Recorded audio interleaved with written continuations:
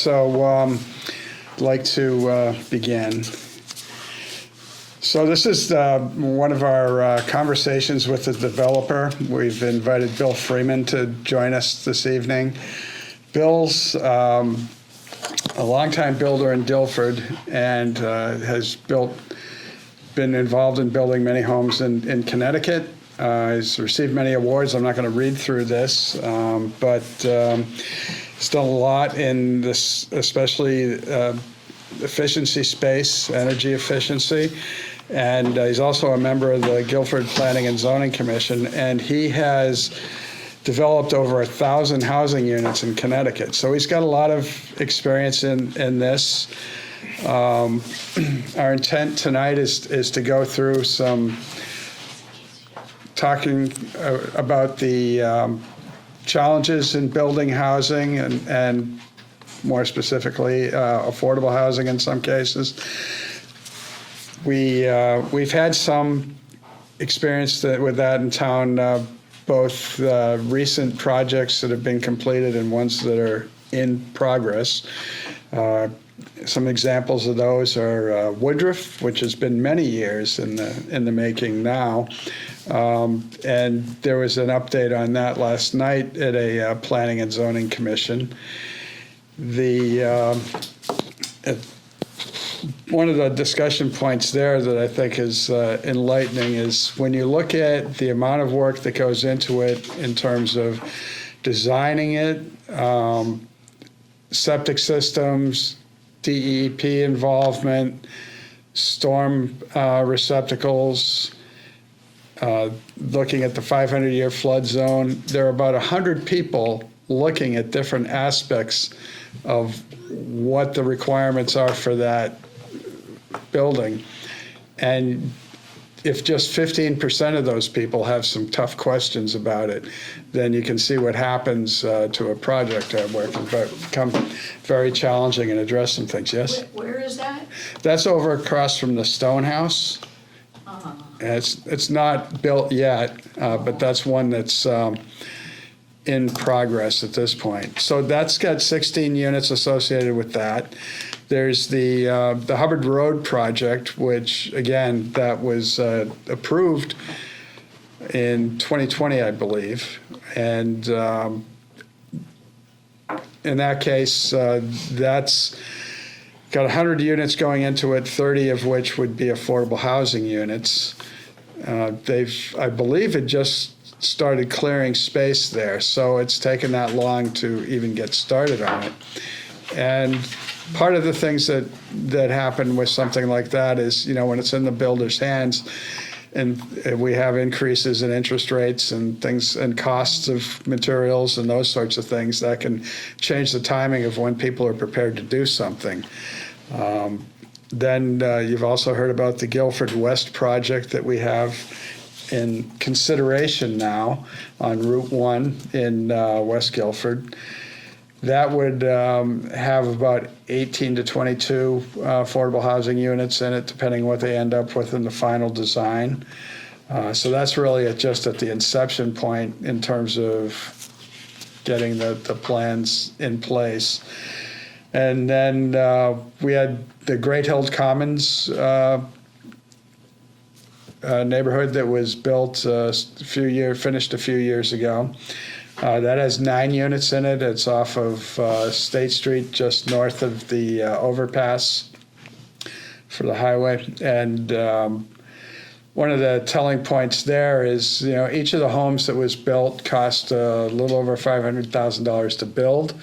To make it affordable, required, subsidy by the state to bring the cost down to people that were buying to about half of that. So you can understand that it can be difficult to create affordable housing in units like that. And then finally, we've got the Sawmill project that we're just starting to accept bids on that. The bidding process was started before, and then we brought it back to get more bids into it, and we're still going through that process. So that'll take some time as well. So anyway, I'm just trying to highlight some of the challenges that people run to with the projects that we see. And so we've invited Bill to share his knowledge about challenges that come into play when people are building not just affordable housing units, but building in general, to gives people insight into what it takes. Because I think sometimes people have an idea when we talk about building or initiating a project that you just put a plan together and build it, and it's not that easy. So I'd like to thank Bill for coming and spending time with us tonight, and for you folks to join us. We put together a list of questions on the front and the back here. These aren't intended to be just the questions that people might ask, but to create some prompts for people to bring questions up, and Bill will be happy to answer those once we get into that period. So with that, I'd like to hand the floor to Bill, and he can share some of his insights, and then we can get into the question and answer period. Again, Bill Freeman. I live in Guilford now. I lived in Madison for many years. We built a house in Madison, 2 houses, and then we built another house here more recently on Old Whitfield. So as you're going to the north side of the train station, we're on the right, and kind of have an interesting front yard. It's all a field, basically, of flowers and gardens. So my background is that I went to school in Ohio at Kent State and got a degree in geology and a minor in fine art. And at the time, I thought I'd be, an oil guy or something like that, and then I decided that I didn't really want to do that. So I ended up moving to Manhattan with my partner, and we both sort of found our way in Manhattan for a while, and then we ended up moving to Connecticut, initially to Bridgeport, and then eventually ended up in Madison. And so throughout that time, I started out as doing custom homes, I guess, for people, and then initially my first subdivision was in Brookfield, Connecticut, and it was a small little project of 3 lots, and sort of just kept matriculating up from there, and ended up doing a lot of first-time home buyer housing. So that would be raised ranches, very small colonials, things like that. I remember. Like how many square feet? That's funny. I saw a clipping that my wife found from the Hartford Courant that said 2,500 square feet in East Granby for $194,000. When? 1992.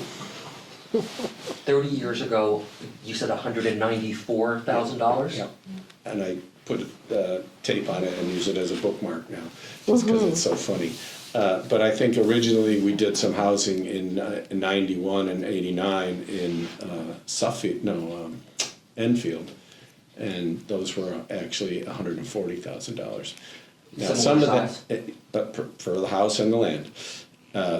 Now, granted, that was an offshoot of the S&L bailout of '89, so the banks were dropping a lot of projects, and we picked up a project for almost nothing.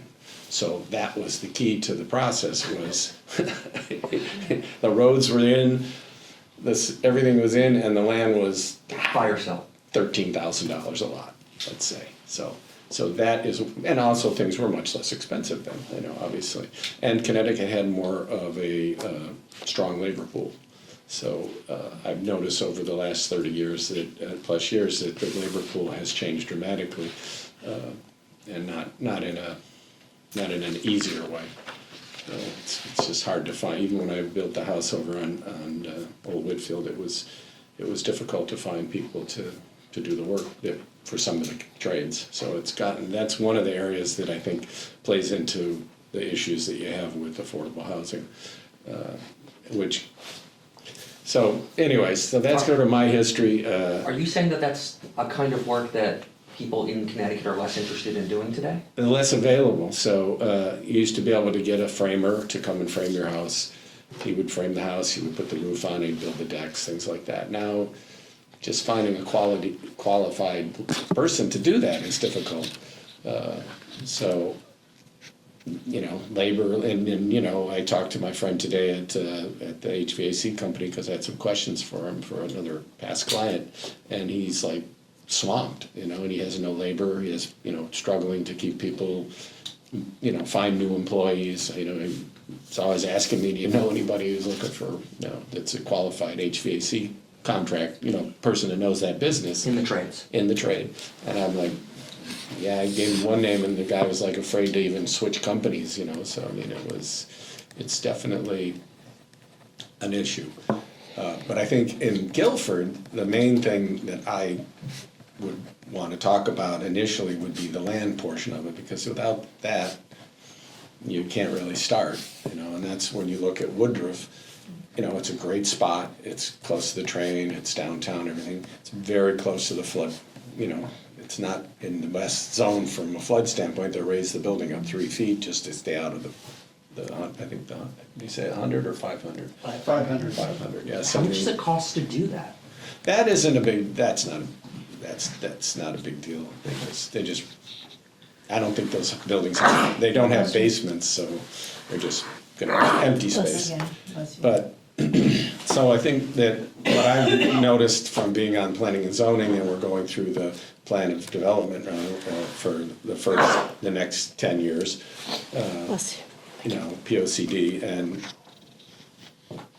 going to the meetings and listening to the, you know, the firsthand where we're at, most of the land in Guilford that's developable is in R5 district and the R8 district. Those are the zoning districts.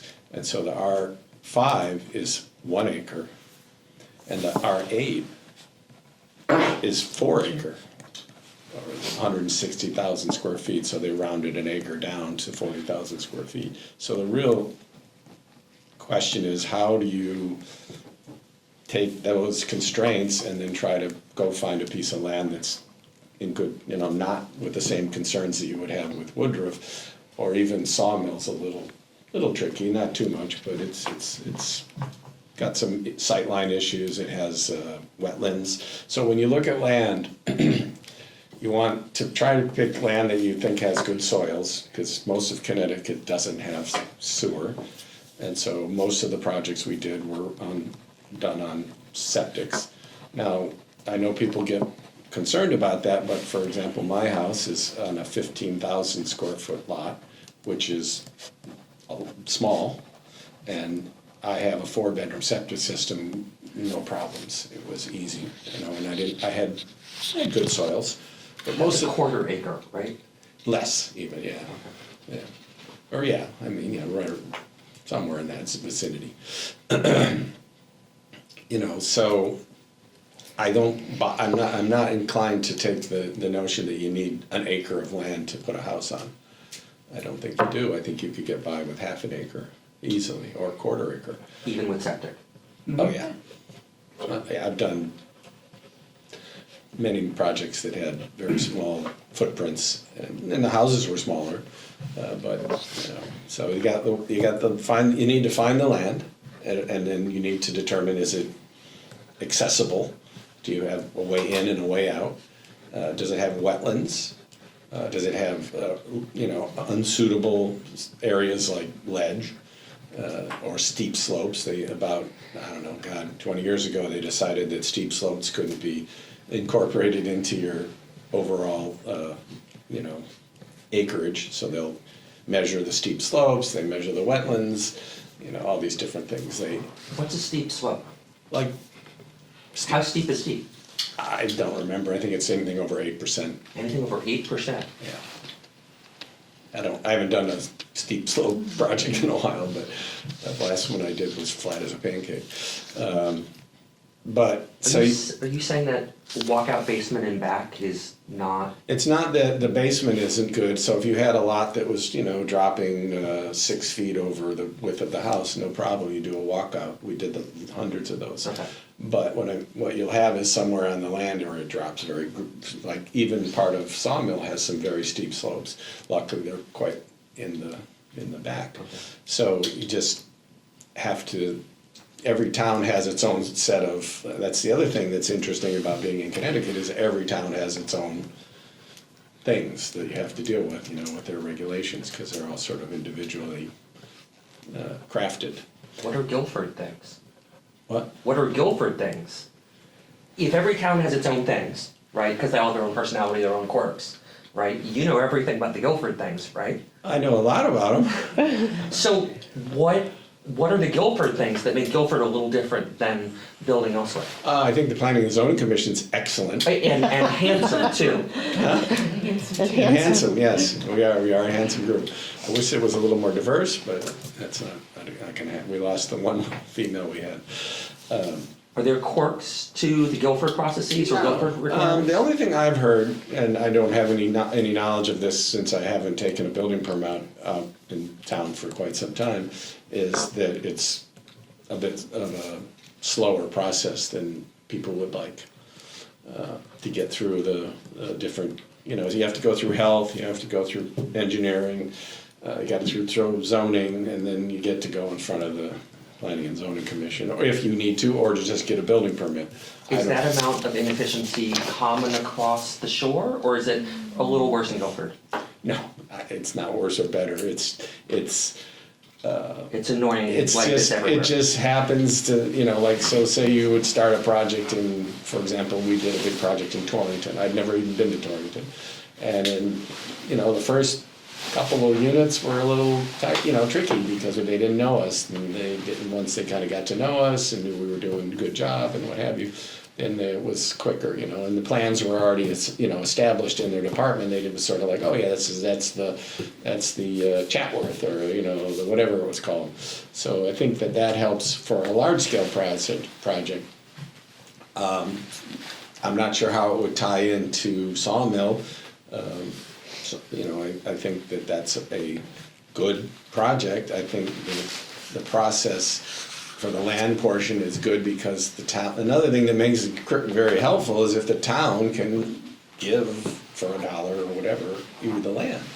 And now you've taken a big component of the cost out of the project. And so that allows the builder to sort of absorb that into his costs for construction and for sales, and, you know, you have to pay realtor fees and all those things. You mentioned that $194,000 house from 1992, I think you said, was $1,300 for the land. Something like that, right? That one was somewhere in that range, yeah. How much? 1,300? 13,000? 13,000, sorry. How much would an equivalent plot cost here? I bought that piece of property, which was the only piece of land down in that neck of the woods. You were 1,500 square feet? My Sorry, 15,000 square yeah, feet? for let's see, that was almost 7 years ago, and it was $180,000. But that's also down by the waterfront. That's a really hot location, right? Yeah, but I mean, there's a train track in the middle, so it's not the Okay. Old Whitfield is not the thing that was intrigued us was that it was walkable to town. So I mean, that was the key thing. We were kind of, and we wanted to have you know, sort of a place to get older. So up north in town, where the minimum lot is it 4 acres? Yeah, it's 160,000 square feet. Yeah. How much would the land there cost to build a single home? Do you know? I only did one project that was a passive house up in off of Crooked Hill Road, which is Okay. pretty far up. Cream Pot and Crooked Hill off of 77, and that was a failed subdivision at the time, and Top of the hill? I forget the name of the street at this point, but because it was like 15 years ago, or 14 years ago, and so I don't know what they paid, but it was, I don't know, somewhere in the $120,000 range Per plot. per plot.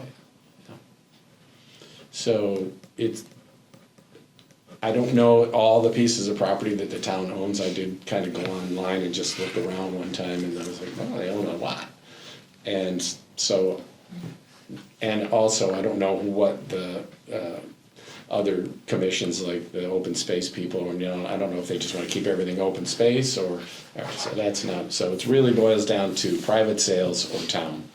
And so if the town was able to offer their property like they are on Sawmill for $1, I think that it would go a long way to encourage people to develop. That's what that's what we did with the Woodruff. Yeah, Even though it listed Matt Hoey as the owner. yeah. No, We did that. and honestly, that is probably the hardest piece of land I've ever seen developed. I mean, it is tricky. They're doing remediation, and it's tight, but it's great. I mean, it's gonna be fantastic. So the area that you're talking about is 4 acres, I'm assuming it's North Guilford. North Guilford. So is that, if you buy a piece of property up there, 4 acre piece, can you put more than one house on it? I believe, now, this is sort of a new thing on the planning and zoning regs, which is the plan development district. And so it basically allows you to write your own regulations, I guess, to say, to kind of overlay in the zone that you're in. Is you P and Z or is you the developer? P and Z. P and Z can rewrite the No, regulations. the developer would rewrite it based on what we did when we redid the planning and zoning regs that have now been adopted. So we went in together and bought 8 acres. Mm-hmm. Could we build 8 houses up there? You could go through this process and, yeah, I mean, it says say at the bottom that before you do anything, you should go and talk to the planning and zoning development. Yeah, because you want to, whatever. So what it says here is that there's a planned development district, and the section says the enable development or redevelopment in accordance with the plan of conservation and development. So that's what we're working on right now, the POCD. And if you look at the old 2015 POCD, it says that the state has established that each town must have its own POCD. And, and you must have at least 10% of your, you all know this, 10% of your homes, the ideal amount, or the minimum that they'll accept is 10%. Now I think that here we're like 2%. Not Yeah. yet. Oh, yeah. Yeah. Yeah, a little over 2%. A little over 2. Right. Just so to clarify, it's affordable housing, 10% affordable. Oh, yeah, sorry. So is that anywhere in town that P and Z, that if we got the acres, that we could build smaller lots? I would certainly explore it, and I think this came from an applicant wanted to have a zone change of a large piece of property, and they said, well, we're just gonna do this. This is all we're gonna do. And we realize as a zoning commission that if you change a large piece of property to another zone, they could do other things, or somebody else could do other things, or, we can't predict the future. So what this was, my understanding of why this came about was to allow people to come to you with a master plan For this lot, this time? for that piece of property and say, this is what we wanna do. And here are the reasons why. And also in the POCD, it says, under the affordability section, which is in the POCD, it says Guilford's housing values amongst the highest in the region. The town should consider strategies to enhance opportunities for younger people and families of modest income, as well as seniors on fixed incomes to remain in Guilford. So to me, that's what this says. It needs to be, the planned development district shall be cited in accordance with the plan of conservation and development. So to me, this speaks directly to this, which then you can say, we are doing that. And Is the POCD gonna allow such efforts anywhere in Guilford? Or so the or is it gonna POCD reserve them to certain POCD parts of isn't Guilford? really it's a guide. It's not a dictum. So it's not like you can do what it says, it's what the town would, there's many aspects to it, conservation, historical things, it's a big document. I just took this Sure, section. but the zoning rule says that the kind of thing you're talking about has to be done in accordance with the POCD, right? Yeah, it says that this is the document that guides the ideas for doing this. And there are some people who think that North Guilford should really remain open because that's what they value and that's what North Guilford has long been. what would planning and zoning do about our, investment on these 8 acres that we wanna build these 8 homes? If it's in North Guilford, for some people say, but that should always be open because it's North Guilford. We don't want that kind of density up front. So in a private land transaction, it's my understanding that the purchaser of the land and the seller of the land come to some agreement for that. So the way we used to do it is say you went and looked at 20 acres in Ellington. And we say to the landowner, we want to do blankety blank here, we want to build homes for active adults or something like that, and like townhomes or standalone units. And so the landowner would say, look, give us 12 to 18 months to go through this process, and then the developer obviously pays for, Mike Gott's work and people like that, and the tests if you need septic and all that stuff. And the lawyers and all that stuff.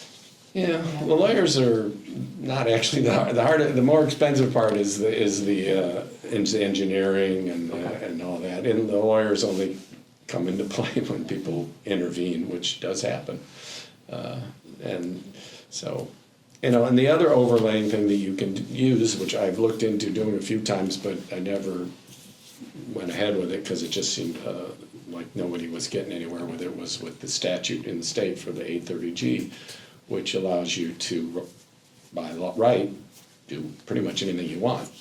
And they've created, I think even somewhere in here it says that that they have their own magistrate now that only hears those cases. And so that has expedited that tremendously as far as getting them approved, hence Hubbard Road. So, yes. So on the planned development district that we were discussing, has anybody used it in Guilford?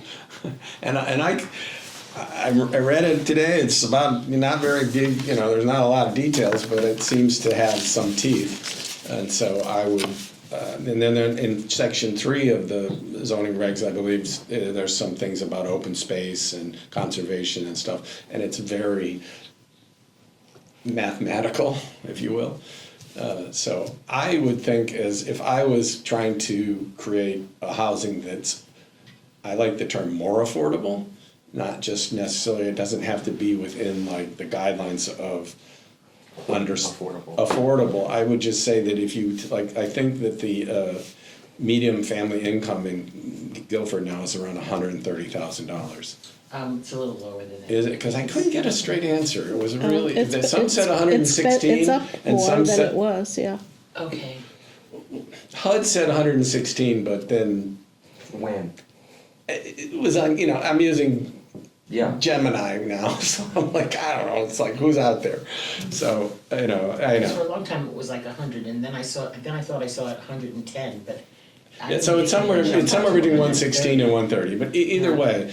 So, you can go online and figure out what that income will be, because, the ratios are around 38 and 24, 38 for the final number and 24% for your actual mortgage to, homeowner income.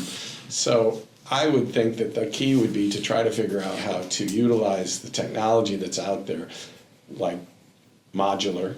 I've done about 30 or so modular homes, and they, for that kind of process, are extremely efficient because the labor part of it's down to this.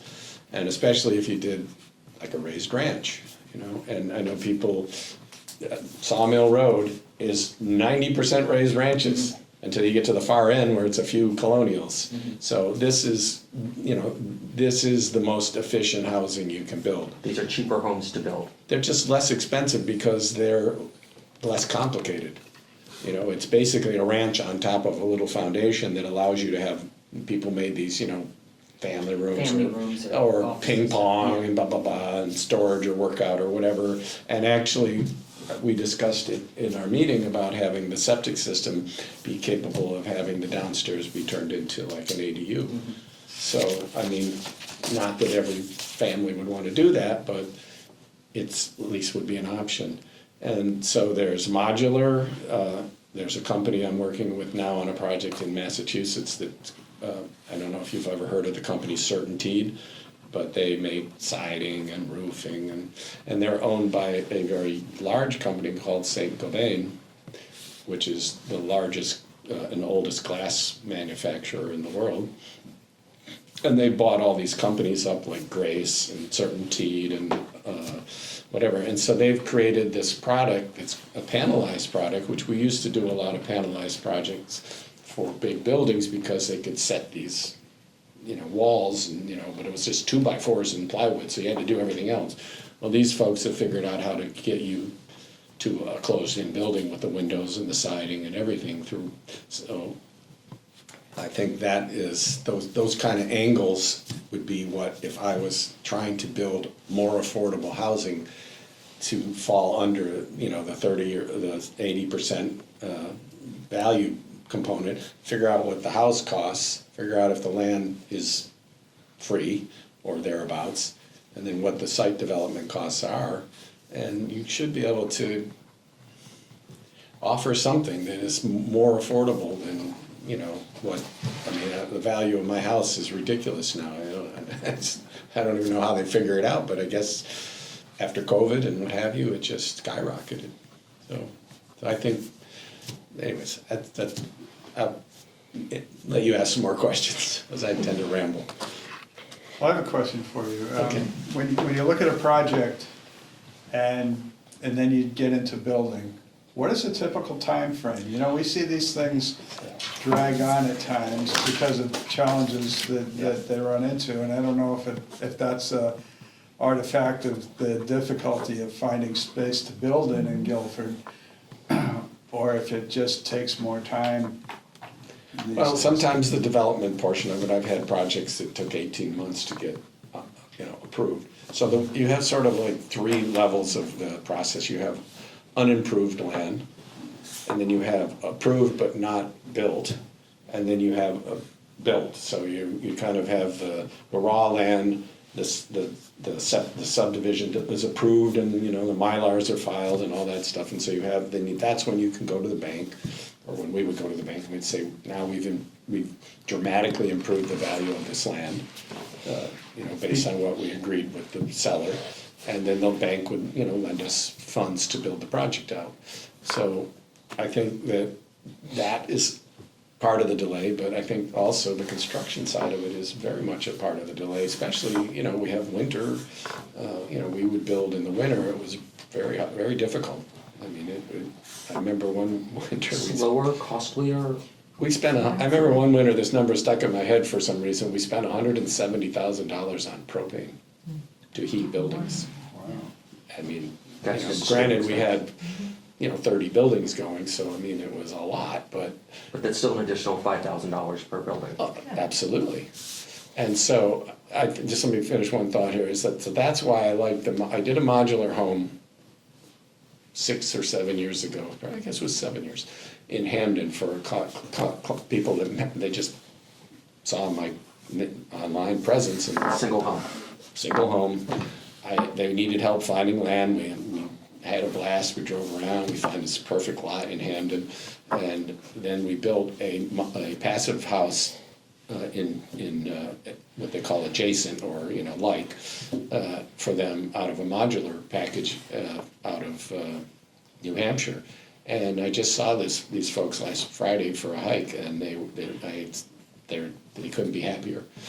And it went up in 4 months, so that was a big deal. That's 4 months from first shovel. From trees falling, and they had a lot of trees, to here's your key, and the town was good about it. You give them stamped plans from some big firm out in Illinois, I think, and It's some standardized, whatever. everything, yeah, I mean, it basically, if you ever want me to come back, I get videos of the house being placed, and, it ended up being great. I mean, I was there just last Friday, just briefly inside to use the restroom, and I was like, still perfect. What is that process, using a modular home, do to your profit margin as a developer? It didn't it didn't change my profit margin at all. What it changed was my amount of time and hassle that I had to deal with.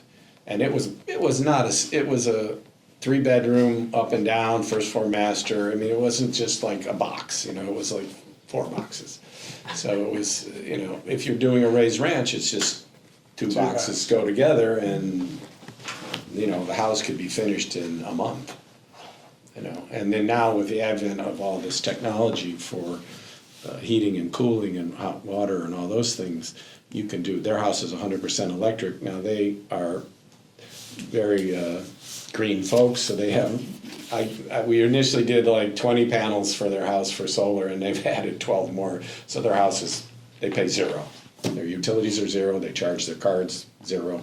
So those are, but I didn't mean to skip over there. I'm just wondering if many of the affordable with a capital A involves state or other subsidies. Correct.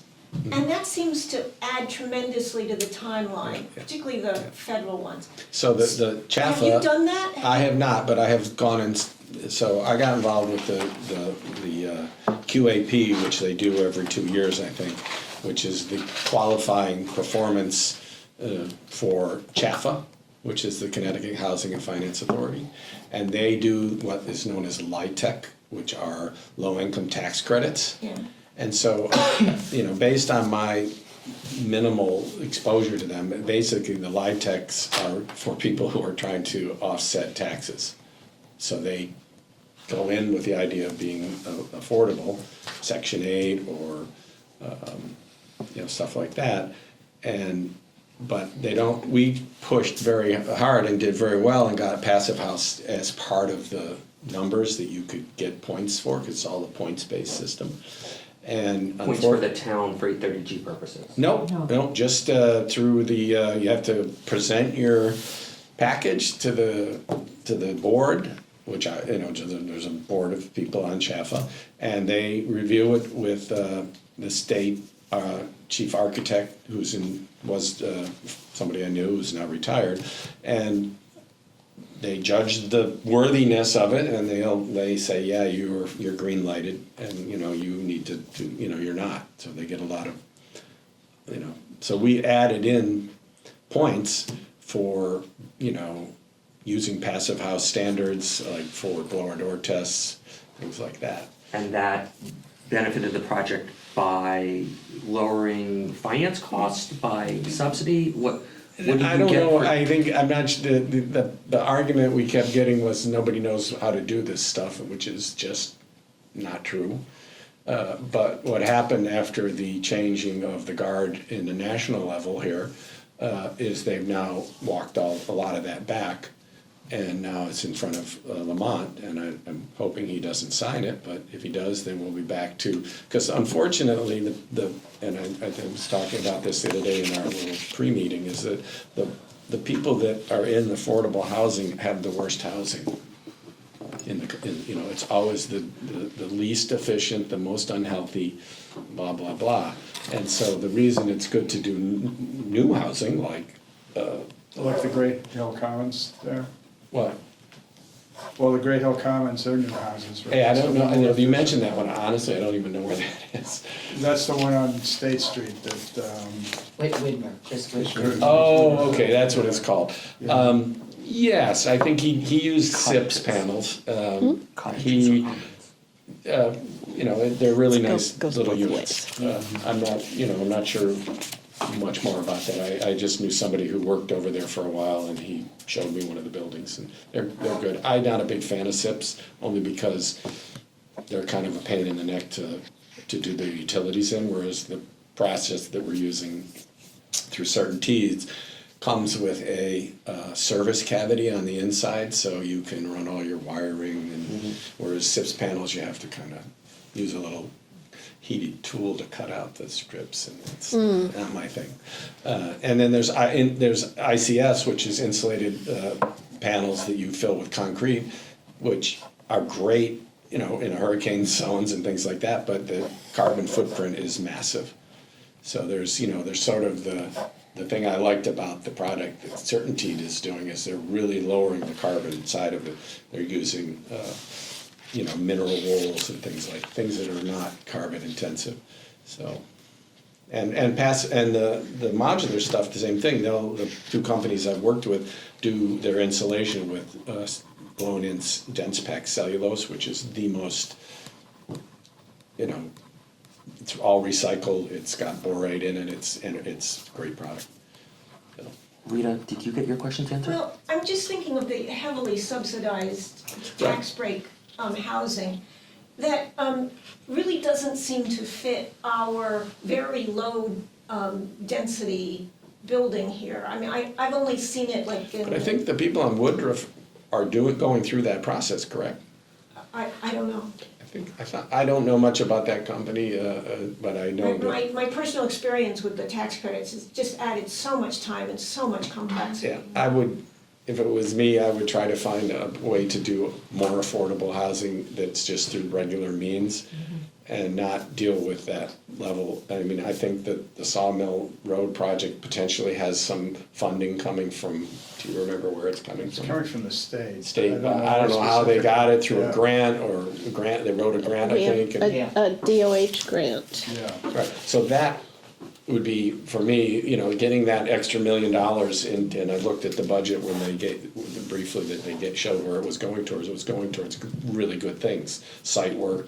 Yeah, to defray developer costs. Yeah, Right. totally, and if there's that, and then there was this other whisper of maybe some more funds. Another $1 million, yeah. If that was the case, then, and I Yeah. had suggested this in my thing that we sent between ourselves, was that you could actually have the town sort of be the clerk of the works, so to speak, and then have hire a Construction. construction manager and say, I'll give you $50,000 a unit to put these up, and then do something that's very efficient, very easy to do, so that he says, wow, I can make $300,000 here and, pretty easy peasy, and you get affordable housing.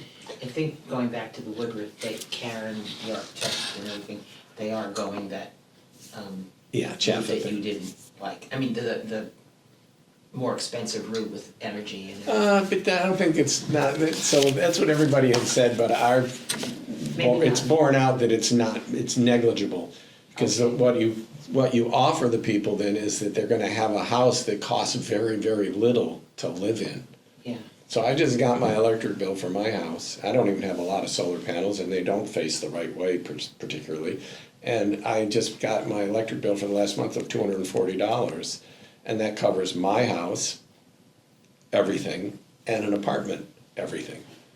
That's pretty low. That's all my utilities. So my average utilities for the year are about $330 a month. That's, Do you have electric heat? yeah. Okay.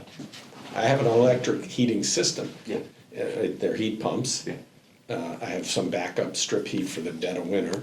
That's sort of like a little toaster that sits in the plenum, and then when the efficiency gets below a certain point, like it's 10 degrees out, then it adds a little heat, and that's when I pay the biggest bills.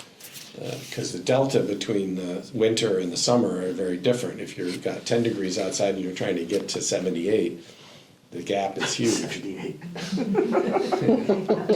Yeah, right, well, I can keep it at 78, or I can keep it at 75, but my temperature never changes 1 or 2 degrees year round. And I have fresh air every day, all day long, and it's filtered to hospitals HEPA 15. So, I mean, there are things that I We're think, coming to live with you. well, that was the thing that the lady that we met last Friday, and I said, how's it, I was like, oh, Jesus, I can't tell you, we don't even open our windows here, we just, the air in here is so perfect, the temperature is so perfect. And they have one mini split, and then they have a distribution system to distribute that one unit for their house. It's about 2,500 square foot house. Wow.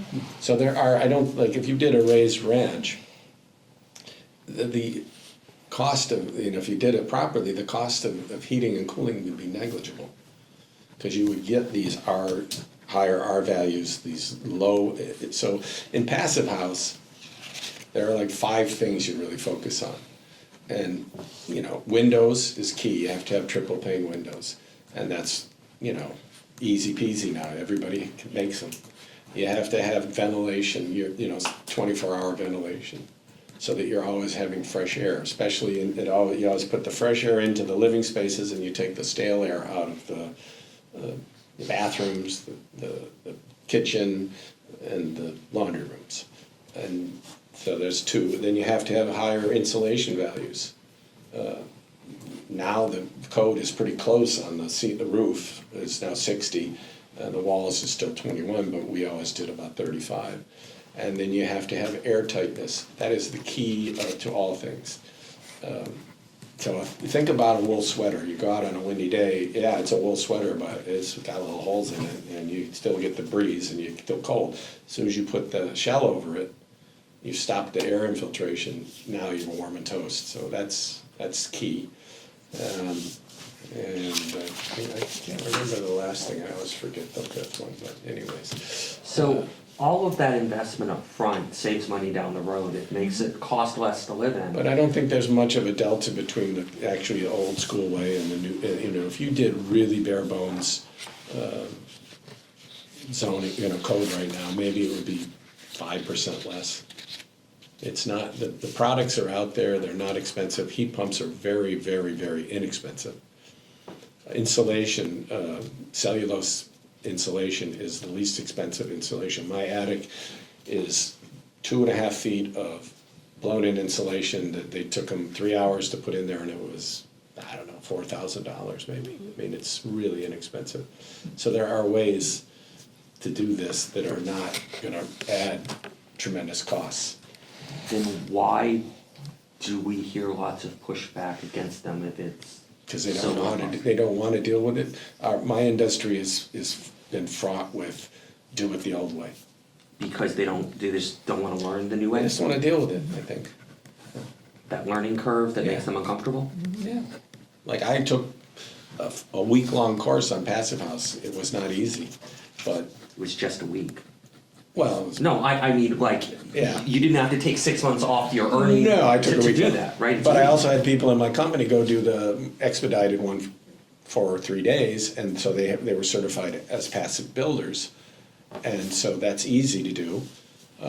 Those are not huge expenses for you as a developer. And right now, CLMP offers to pay 50% of the coursework fee, because they want, people who do Passive House use a lot of electrics, heating and cooling, which, they're getting away from their gas model and trying to get more into their. Are you seeing in your P&Z role, are you seeing builders submitting? It's not happening here. Not any submissions to speak of. The last large one was Hubbard Road, and then the one over off of State Street, which I never remember the name of. Village West. No, that's on Post Road. And Great Hill Commons. I don't know, it's. No, the other- it's the the- condo thing. Oh, The condo market rate place. one, Oh. yeah. Yeah, the State market Street rate. is They're, It's got Village in it too. It's not. Yeah, I know, I can't remember It's the not name. because I didn't mean the one by the So- Commons, I meant the one on State Street. Yeah, the one on State Cassidy. Street, and it's, I remember when that came through, and And Passive works at that scale as well. oh yeah, but they're building to the absolute minimum that I can see. I mean, Because that's their business model.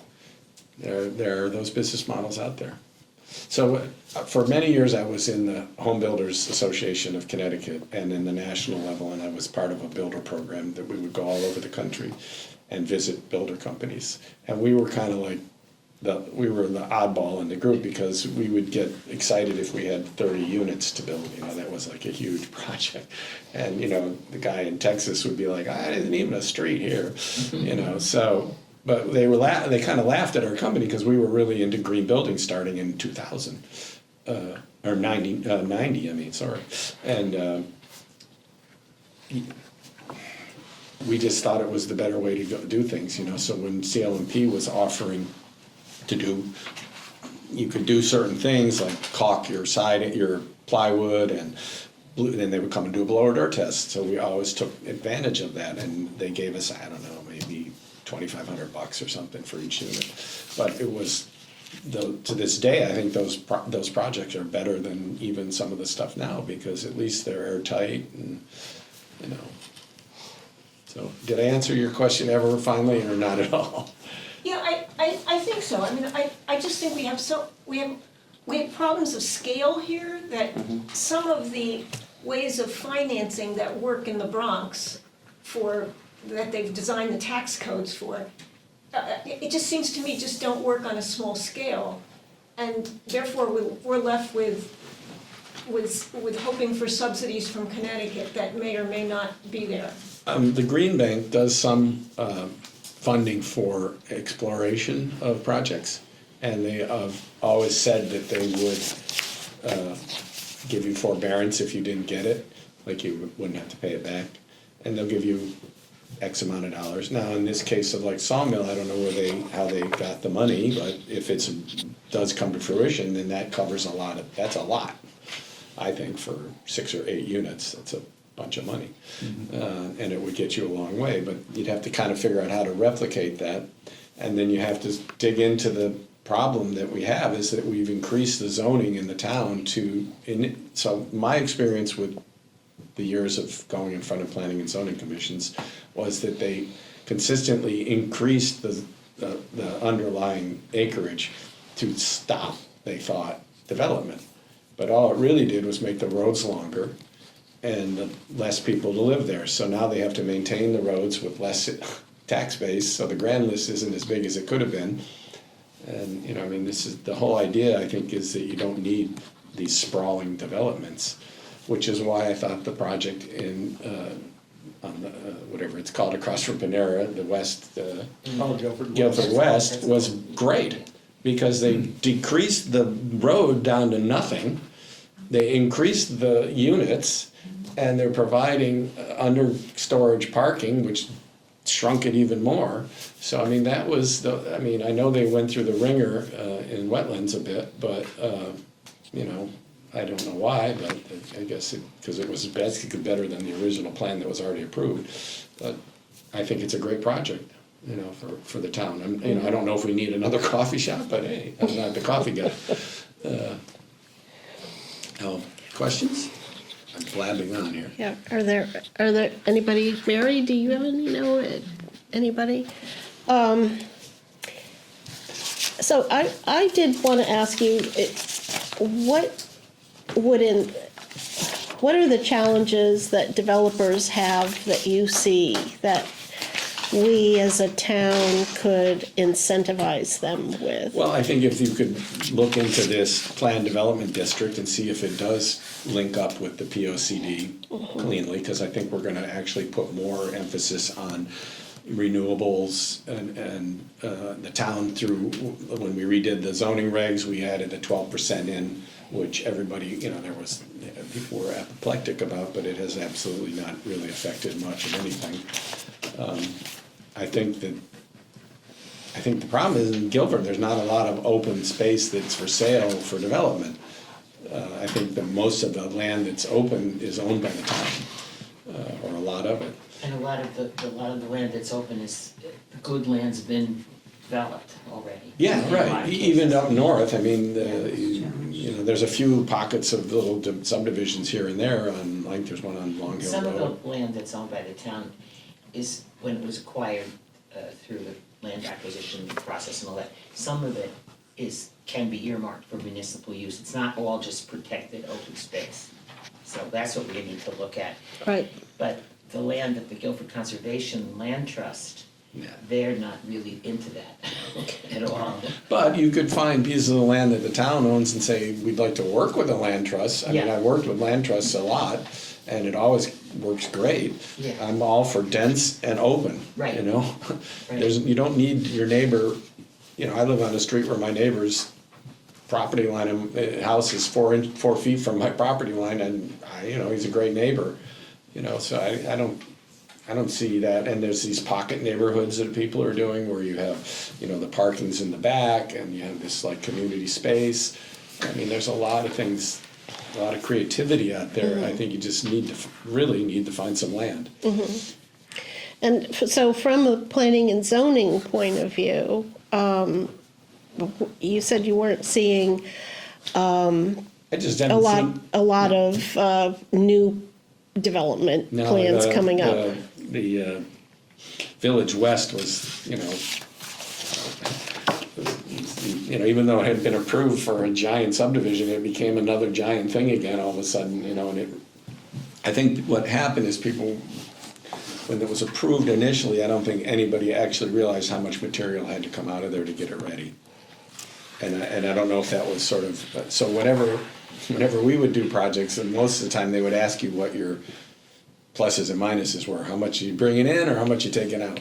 I don't know if that was ever asked, because that was a lot. Even from my experience, that was a lot of material, a lot of stone. But, go to good use and, They could sell that, right?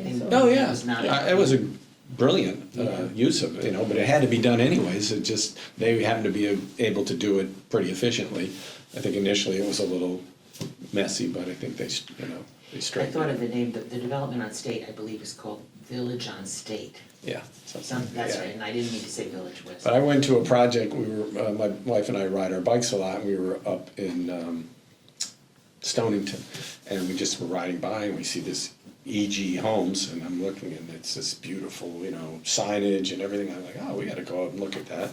And I look at the way that looks, and then I occasionally drive in off of State Street, and I'm like, it's just junk everywhere, and I don't know, it just doesn't seem, and initially I had said to the person who was around then, it was Aaron, I was like, why don't we figure out if the town can do something here for affordable housing? It's not, it's good dirt, and it's a relatively large piece of land, and it's kind of tucked up near 95, so, but, yeah, someone bought it, I don't know, Vincenzio or something, Vinny something, and it's gone slowly too. Really slow. Why do you think it's going slowly? I have no idea, and I don't know why the guy has built all of the units at once, I just don't care, and done it kind of messily. He built he's got a couple around and he's got ones in the center. I know. And I've driven in there several times, because I'm right across the street Ah. at Charlie's Closet. Oh, And I've okay. gone over there and I'm like, what is this? But it's such a contrast to what Chris did, Yeah, because this is on the south side of the turnpike and Chris is down. yeah. Yeah, but Chris was 8 units Yeah, separate, very, very nice. very different kind of concept. And then you got But this. that's just all these massive homes. we had very consistent look in our projects. We had, signage, we kept it clean, the subs had to keep, we had more rules than you can imagine, because we wanted it to look a certain way. So I go see a project like that in Stonington, and I'm like, that's what we looked like, and then I look over here and I'm like, why does it look like that, but he sold 2 units, to my knowledge. I saw 2 cars in there recently, so. Just put a street sign up. Huh? They just put a street sign up that says Village Way or something. But then what was it, this is, maybe you guys know this, there was a project that was stalled forever on the Post Road that are like the white condos, that are, Over on not New England Road, No. but West Street, the. no, they're on the Post Road as you're driving towards Branford, it's, I don't know the name of it, but it was kind of vacant for a Oh, while. it's on, The right. The restaurant. it's just past New England Road, it's on Oh, the okay. right-hand side. Yeah. It was the And Guilford I think the Tavern. developer What's behind kept the- running out of The money. one's there behind the old Because he Guilford built- Tavern? that one? Yeah, He built and then all of a sudden he stopped. now it looks, And then to a me, few it months looks pretty later- nice Well, now. now it's complete. And now, It's complete. he That came was to a one of our different early buyer. meetings That was when a we different were buyer. meeting as an affordable housing committee as opposed to commission.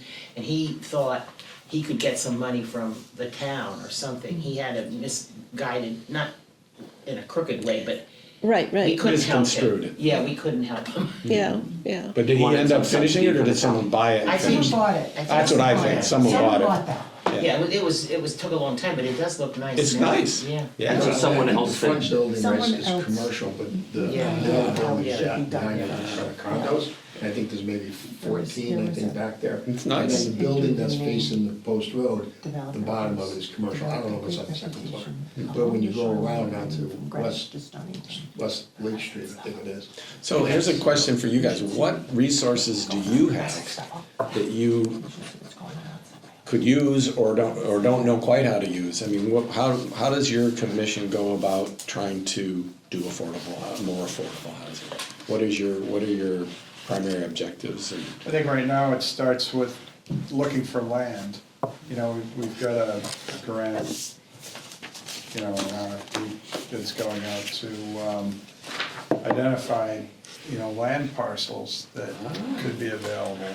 That's interesting. And, you know, we'll see what comes of that, but, you know, getting back to your point earlier about, you know, space, you know, with the land that exists in North Guilford, for example, where you've got 4-acre zoning in some areas, being able to utilize the zoning regs that have been adopted to identify some ways to increase density would Well, that's go a the key. long way towards. Density Income is, funding, good whatever land it's and worth. density is, in 1989, I tried to do a project in Ellington, and it wasn't gonna, they didn't have any of the things figured out for plan unit developments and all these things, so we created air rights.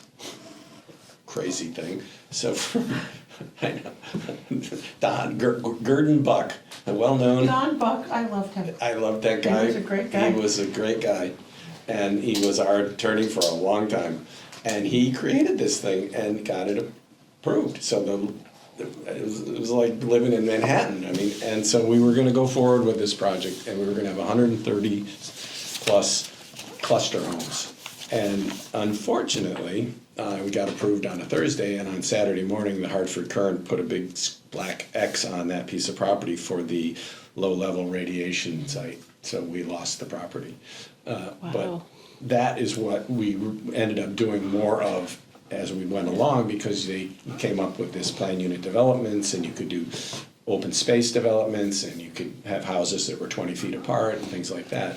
And so that's where things have gone in a good direction, but we need to be able to do more and more affordably, I believe. You know, and I'd be willing to help you in any ways I can, but I can't, you can't do anything without the land.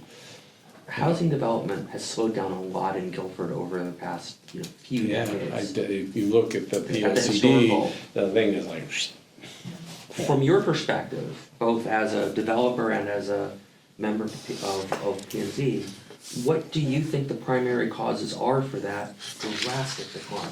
no land. It's just land, you think? Just land. And then, honestly, the project there in Eagle View, or whatever it's called, went in front of the, initially they wanted to do more units, like 25 or something like that, and then they went in front of the review board, which is just advisory, and they made all these changes and got it down to, you know, 12. And they're multi-million dollars, and so I think it would have been better for, overall, if you had 24 that were, you know, Half 900 or something. I mean, not that that's affordable, but at least it's more in keeping with what. Supply, Huh? it's just supply, in a supply-demand kind of Yeah, yeah. situation, yeah. You know, so yeah. I don't know if the land was really expensive, I don't know how that deal went down. So if land is the reason, Land and basically is- the only reason, and land is such a great investment because no one's making more of it, what can Guilford do? It sounds like, from your view, it's incredibly constrained. Almost the only available land is what the town already owns. The fraction of that might be buildable and appropriately deeded, that the town is free to use it for affordable, or maybe trade with the land trust, whatever.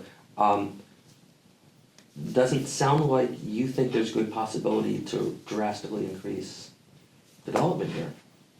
I Is think that there- accurate? I think, no, I think there is, I think you just have to be willing to sort of use the tools that are available in the regulations and go for density. You know, and even when we initially talked about Sawmill, some of the ideas were more dense, but then there was kind of an initial pushback about not doing denser things there. Design. I personally, I don't think you have to have everything be exactly the same on every street, every house. Yeah, one of the proposals that came in was a good idea of, you know, duplexes and, all of a sudden, if you do that, you're going from 6 units to 12 units pretty easily, and not really taking up much more space. Right, and especially if you have But there's more the, pushback. More pushback and there's more cost. There can be, it never got to the point that it was really being pushed. So if you or did not that, you'd pushed. have to have either the person buy both units, Right. or you have to create an HOA, Right. which is Which is fine. But you No definitely. problem, I mean, a lot of people live in HOAs, but, They And want plenty of people that don't have housing would be happy to live there. They have to Yes. embrace self-government. And that would, we're gonna. Well, as opposed to not having a place, They- people will accept that. We're So gonna we should think look about at that it. whole, Yeah. we did get some pushback, but not as much as I would say that. I don't think we've given up on making it a little more dense, but we just need a better, I we don't know, can't the- sell it till we know what we're was talking that your about. impression based on comments that came from others? Which impression? About that it wasn't, it was definitely being pushed towards 6 to 8 units, and not, keeping in with like what was on the street kind of thing. It Yeah. was, but. But I think that conversation still needs to I go a mean, little further. Yeah, I You do, know, I think, I do too. they, there is a strong push toward, oh, we want it to be the way it always was. But when you're faced with the option of nothing, then I think people may become a little more flexible, and I know that's a little hopeful And some of the talking, people but were concerned about the wildlife, and that's gonna be affected whether you build 6 or 12, you know what I mean? I know, we, The wildlife, I've heard Send them that the card wildlife 100 that's in my times. shrubbery, That's not that's even in real my all the yard. time. I mean, I got coyotes in my backyard. I've heard people say, I can't walk my dog over there anymore. It's like, well, you should have bought it then. So Bill, you're a member of our community, I am. for how long? 6 years, almost 7 years now. And you're, active in, I mean, you're on PNC, that's a big deal, right? Yeah. What do you think an appropriate amount of density is for the next development? How many units in an acre, I or think 4 acres or for something? that, for Sawmill, I would like to see 12 or more. 12 or more per acre. Oh, no, well, not per acre, no. I think that would be a lot over there. that's that's an 11-acre It's parcel. 11 acre parcels, so that with wouldn't really work, and it's some and it's wetlands. all along Yeah. the road frontage, so you Yeah. really can only do, as we've talked about, like a little loop in and loop out kind of thing. So you're thinking about 1 unit per acre? For over, no, that'd be 1 unit per, yeah, but a lot of the acreage there isn't usable because of wetlands and Okay. slopes, so. yeah, I mean, I think it's there's not- The actual acreage over there that's Right. usable is 6. 6, right, out of Well, 8. but that's not, to me, that's limited thinking, because because there was then talk about all of those 6 units could have an ADU. Correct, So but that- then you're talking. More, but I think that the more on- the oh, duplex or triplexes Yeah. The are, duplexes are better. The problem with an ADU is it makes for the buyer, it makes it more expensive. So Right, then you're already right. excluding more people. Right. Right, it's that not, might it's have not the opportunity affordable, to buy yeah. it. so I think, And then, yeah. the other part of it is that if you add an ADU, it makes it more complicated for people to own if they're gonna rent it. And if they're new buyers and they're just getting over that threshold of being able to afford it, that's not necessarily something Right. they're ready to take Right. on. For the landlord. Yeah, So, right. so in And I that, wasn't saying to build the ADU initially, it was Right, just to create an access point to the septic system. right, so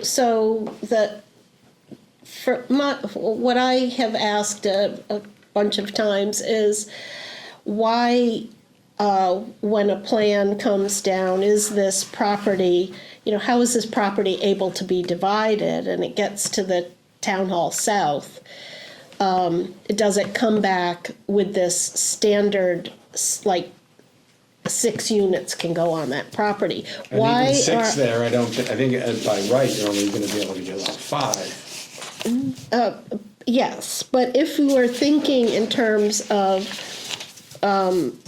duplexes or even Townhome. well-designed a little townhouse row or something, then you can have a community septic, and then you can have, Yes. you know, some So- other things that would enable the I think greater we density. talked about this a little the other day, where you can take Yeah, a piece of property and divide it in half, and that allows you to get more septic use per building. Yeah. I think, actually, if you looked at the one that was, I don't know, you were there last night is Yep. that they did this, and I wasn't quite sure the upstairs downstairs thing, that didn't make much sense to me, but I think they just, Yeah. were doing something similar yeah. to like, I Bill, think they wanted I think the workshop was more important to them than the ATU.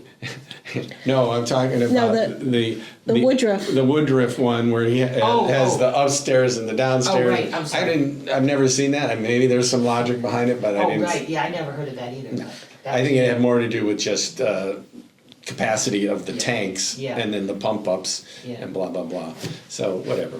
Yeah. It's still great. Yeah. I mean, I don't know how they, if you think about what's out there available right now possibly, and what that was able to do with that, it seems like there are opportunities to do this in town and to utilize the planned Well, that's development district. Taking I mean, it's a lovely location and it fits a lot of things with the transportation and all that, but it's taking a difficult piece of land and Oh, yeah, trying to. yeah, I don't think they realized how difficult it I'm was. amazed that the inland wetlands let them do that moving of the one. We did that a lot. You do that, well, that's Yeah, good. yeah. All right. And I often thought that it's, sounded like a real the challenge. trade-off is that what you end up with is better anyways. Okay, good. Because, I don't know if you were there for the guy who was not doing his planting. oh, that guy. Oh, yeah. So I looked at I that looked list at and I that. was like, yeah, you could buy all that stuff in New England wetland plants, and, you know, they sell little plugs, and, you know, it's not difficult. I don't know what his deal is, but creating wetlands is pretty easy, and it usually works pretty well. So, when we're talking about 4-acre zoning and we're looking at density, is there a way without changing that zone from 4 acres to something less? Yeah, the plan that's what you started with, the plan The plan- Yeah. development District. district Plan development is the way district. around it. It's not a way around it, it's a way to it. Okay, But is, That's good. okay, so that's not transit oriented or whatever, that's just another it sounds like category, to use okay. it, you would need a decent sized parcel. I looked at just for, at a piece, this was 2 years ago when we were going through this whole thing, and I saw this and I was like, well, what if you took a 4-acre piece, one lot, and what could you do with it? So I divided it up into half-acre parcels, and I put a road down the middle, and I put a townhome on one side and a townhome on the other side, and it fit perfectly, including the septics. So you ended up with 8 units. And, That's a big development, Guilford. Right? Like, oh yeah, Yeah, and we've got space for it. and then, so that's one lot. Just all is plenty laid out. You know, so if you had, 3 acres and you put a small road into it, or a private road, whatever, I think, yeah, there's tons of, I think this transit thing sometimes it gets a little overemphasized because the apple tree development, which was done in the 90s, which are individual homes, just north of the safety zone. Yeah. They're managed by Neighborhood Works New Horizons. All those people have to have cars. There's no bus that goes up there. Not And then here in Guilford. all the houses, there's about, Rita's doing the survey, but there's a number of houses managed all over Guilford by Neighborhood Works New Horizons that are just in different neighborhoods, and there's no bus that's going up there. And so that whole emphasis to me, because these are the people that bought up at Great Hill, they all have cars, they're not depending on a bus. So, I mean, their income is a little less and it prevents them from buying the typical house in Guilford, but they're not so income starved that they can't own a car, you Right, know? right. Right. So when people say, well, if we do a development north of Guilford and in North Guilford, and there's no transportation, I don't buy that. But yeah, well, this, that was the thing that came up in the POCD when we were Yeah. talking about it. There's two or three corridors here. We have the Post Road and we have 79 and, Long Hill and things like that. Then we should try to figure out how to get some kind of bus service of some sort. I know that people are using the Extra mile. the people love that. Yeah. And I hear it's gonna go away. It's gonna daylight it sometime. It's supposed to daylight next May, but we're trying to not have a neighborhood. I mean, It's- honestly, I have it's- people that I know who have cars and could drive anywhere they want financially that are using it because they like it. Yeah, Yeah, You know, they go out to dinner, they can drink their wine or whatever. And, for $1.75. yeah. But I don't think it's all gloom and doom. I think it's just you have to reorient your thinking and don't necessarily think of it as you're trying to do something sneaky or tricky. You're just trying to create a more affordable housing, and you don't necessarily have to do it under the 830G or there's another thing, I forget what the acronym stands for, but it's HOME. The state created it, and you know it allows for you to utilize, and towns adopt it. I don't know if Guilford ever adopted it or didn't, but it allows for more density, and it's always density. That's why we did open space subdivisions. A lot of the times is it at least made the numbers work. You know, and I'm being a geologist in general, in my mindset, I like nature, you know. So I was always sort of a land person. well, I think back in the 70s, there was a kind of push toward cluster housing when we were first going environmentally conscious in this type of thing, and but it didn't last too long. It didn't last too long. And the buildings that were built in the 70s are bad. Yeah.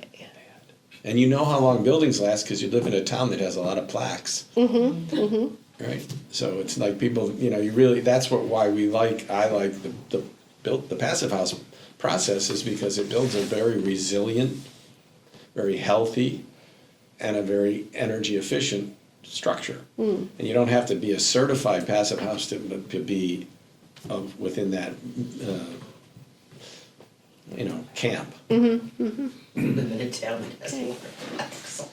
But they're little plaques. Yeah. But I think, yeah, I mean, you know, I would explore this plan development district and see, because it does seem to link, you know, from what I could see, it links directly to the POCD, which then would give you good We could leverage. good firepower to go and Yeah. say, you know, I want to get through this, and here's where we are, and here's where we want to be. You know, and we're going to go right down the middle.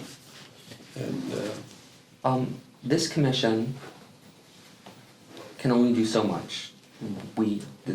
Sorry, I'm not on the commission anymore. At the end of the day, need developers to actually do the building. I'm old.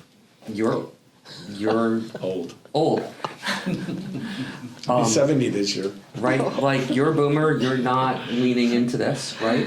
Are there, I might get divorced if that was the case, yeah. I- Or at least I would be sleeping in another room. and that's a bad thing, right?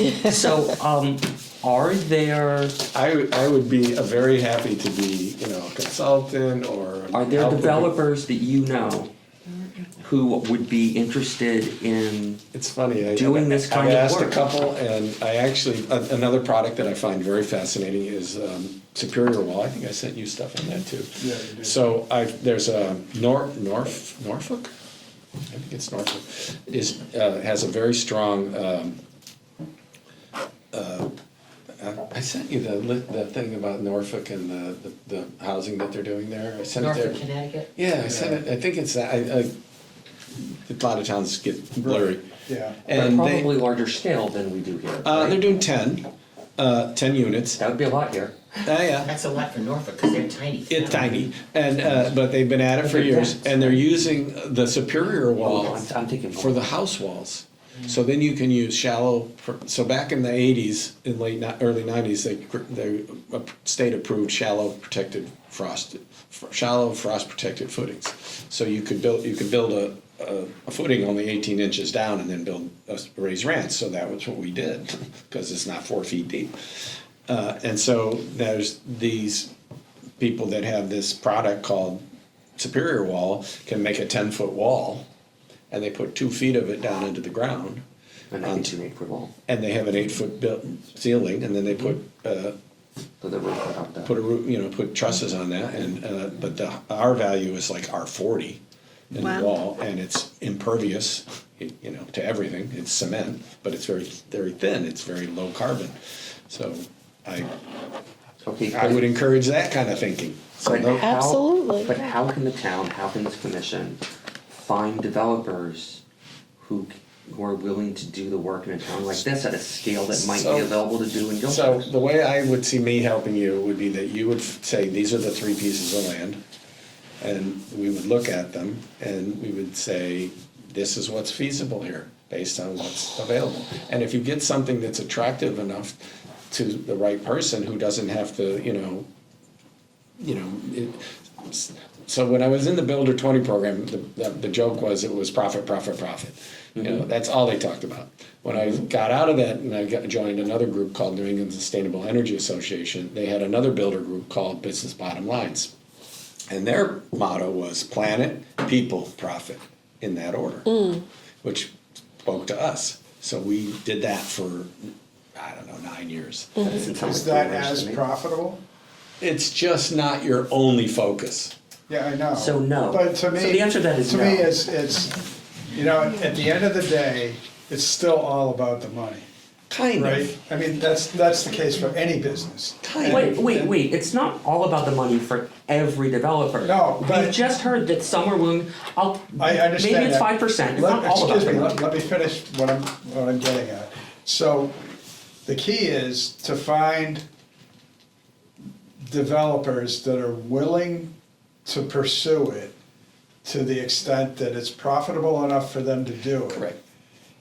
And I was thinking it'd be like somebody who's a little younger How than do you me, drive it that way, yeah. right? But isn't, ready to, drive off in his toe behind, Right, but is willing to, be a project manager.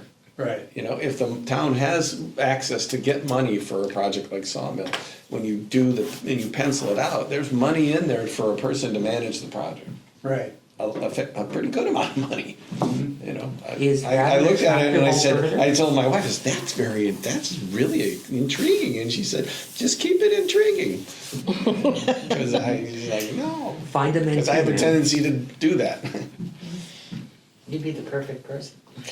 So I think we're now at about time Yeah, to my wife wrap told up. me hard stop 8:30. Yeah, so She we've got a wants- couple minutes here. She wants to see me tonight, so. Yeah, She started as a partner, she's now a wife. What? You first mentioned her as a partner. Because at we the weren't beginning. married then. When we moved to Manhattan, we were living in the quote-unquote sin. Back then, it was kind of, still under Remember the. you're being recorded. Huh? I said, remember you're being recorded. Oh, He hasn't mentioned. well, Bill, thank you very much I hope for I your was helpful in some time. way. I feel like you and- guys asked great questions. I really appreciated the opportunity to talk about something I love. It was very interesting. Yeah, very Very good. interesting and Thank you for your time. I think inspiring, so, And by the way, I don't know what, I don't have to be on your commission, but I would be very willing to help you with whatever you need. okay, well, thank you. I don't We know will how often you definitely. meet. I saw it's like every third Thursday or something, Oh, we Yes, it's have, every third Tuesday, or Tuesday. every third Tuesday is our regular commission meeting. 4:00 here, yeah. Here, typically, Is it open to? Yes. Yes, it is. It's open to the public. it is. Yeah. And like that. it's usually both in person and Zoom. This is manageable from a non-Zoom standpoint. Yeah, The planning and zoning, I actually find the Zoom better because they can zoom right in on the plans. yeah, Instead yeah. of, we used to all get up and go stand and, lurch over the drawings and, now you can say, show me that corner over there, and they zoom in. So I think it's better that way. Yeah. And we do hold conversations with the community frequently, so small group work, we're always willing to. So Do is that. someone actually creating a list of properties, or is it already, I thought it was surveyed at one point. It got a little confusing. We had originally, back at the beginning, 2012, 13, a list of 48 properties that had come up with, was at Waldo Associates. And then we narrowed that down to 17, and then a handful, and then decided We to, still have those documents if you ever want to see them. Sure. decided to Did donate. they actually, have surveys of the land and all that stuff? We didn't get all the surveys, we just got the spreadsheet to look at as a We committee. got down to 8, and I think then on those 8, they looked at more deeply. Yeah, And Yeah. that's where the Woodruff was identified. Yeah. And we have a, And Sawmill probably then too. Sawmill didn't come up at that time. I don't know no, why. I don't That's think come they up later. owned it at that Maybe time, so. we didn't own it at the time. So now we have a technical assistance grant from the state to refresh our site assessment. But I was a little confused because the POCD consultants also seem to have done a site assessment.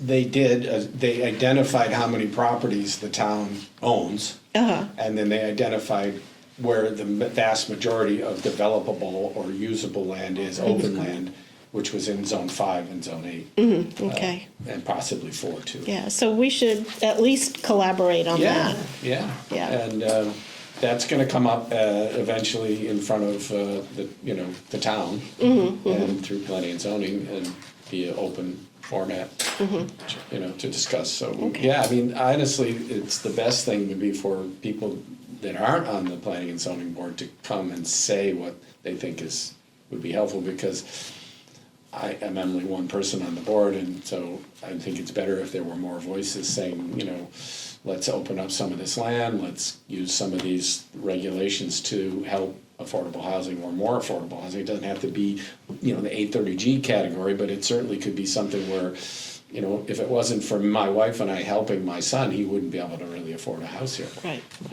So we made it so the transition was available to him to live here for a few years to then get a mortgage. So, most, I don't know, No, you're not alone. No. We hear these stories all the time. Yeah, I mean, so that's not a perfect system. I mean, if he could, and he's kind of looking, he's like, he lives on Little Meadow, and he loves it. He's got a beautiful yard, everything. But he was like, wow, now we have a first baby. We really should have be in a neighborhood.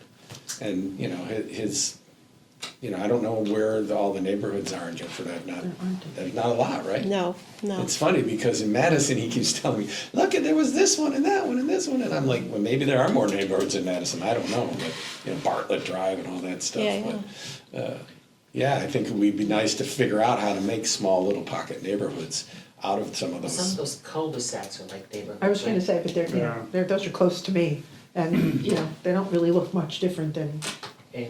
that and the Guilford, Well, the nature of the buildings, the development plans, whatever, have changed, so over the 3 or 4 or 5 If you decades. take a piece of property that's Yeah. on, somewhere off of 77 or Long Hill or something and make a small pocket neighborhood with 10 houses or, Right. that's a neighborhood. Right, right. And then young families, they can, Yeah. be in community, which is what, Yeah. we need.